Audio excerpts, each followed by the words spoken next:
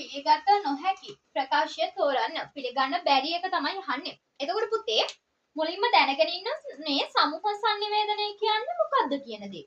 එතකොට පුතේ සමූහ sannivedanaya කියන්නේ අපි සරලව සමූහ sannivedanaya කියලා හඳුන්වන්නේ පුද්ගල සමූහයක්. එහෙම නැත්නම් පිරිසක් අතරේ පොදු අරමුණක් ඇතිව සිදුවන sannivedanaya තමයි අපි සමූහ sannivedanaya කියලා හඳුන්වන්නේ.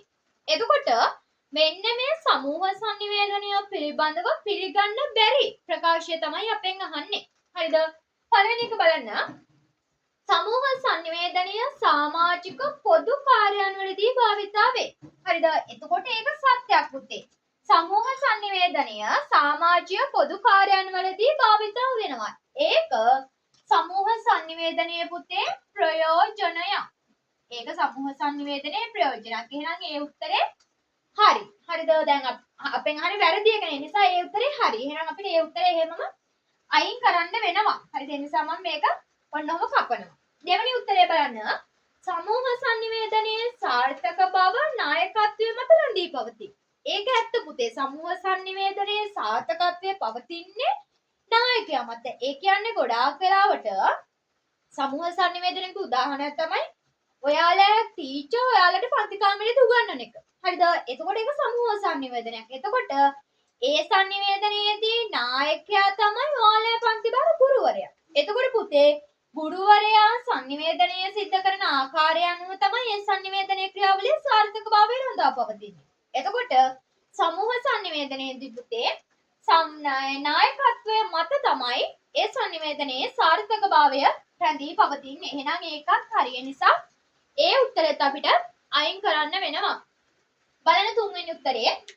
සමූහ sannivedanaya සෑම අවස්ථාවකදීම ඒකමාර්ගික වේ. ඒකමාර්ගික වේ කියන්නේ එක දිශාවකට විතරයි sannivedanaya සිද්ධ වෙන්නේ. කියන්නේ sannivedakaya ග්‍රාහකයාට විතරයි sannivedanaya කරන්නේ. නෑ එහෙම වෙන්නේ නෑ. හරිද?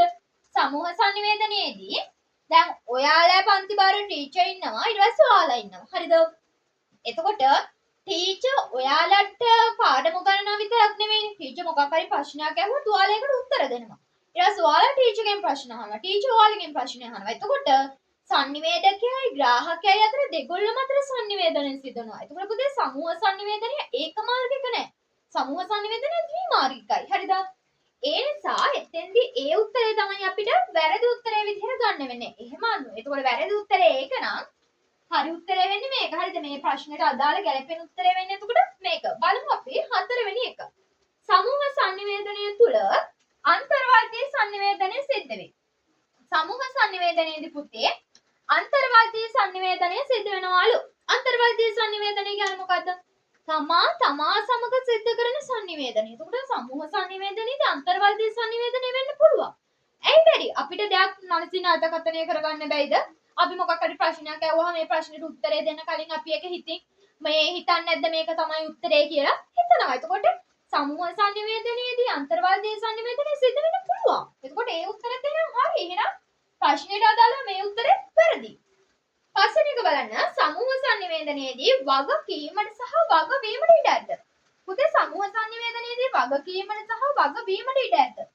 ඒ කියන්නේ පුතේ ඔයාලා සමූහ sannivedanayේදී ඉගෙන ගන්න ඇති sannivedakaya සමූහ sannivedanaya තුලදී sannivedakaya තමන්ගේ sannivedana ක්‍රියාවලිය සාර්ථක කර ගැනීම සඳහා යොදා ගන්නා විධික්‍රම. හරිද? පෙර සූදානම ඔය වගේ විධික්‍රම ටිකක් ගන්නවනේ. එතකොට අන්නේ විධික්‍රම අතරේ තියෙනවා පුතේ වගකීම සහ වගවීම. හරිද? වගකීම සහ වගවීම සමූහ sannivedanayේදී තියෙනවා. එතකොට එහෙනම් ඒ උත්තරෙත් පුතේ මෙතෙන්දී හරි. එතකොට ප්‍රශ්නෙට අදාළව නම් මේ උත්තරෙත් එතකොට වැරදි. එහෙම වුණොත් සමූහ sannivedanaya සම්බන්ධයෙන් පිළිගන්න බැරි ප්‍රකාශය තමයි පුතේ සමූහ sannivedanaya සෑම අවස්ථාවකදම ඒකමාර්ගික වේ කියන එක. ඒක ද්විමාර්ගිකව sannivedanaya සිද්ධ වෙන්නත් පුළුවන් සමූහ sannivedanaya තුලදී.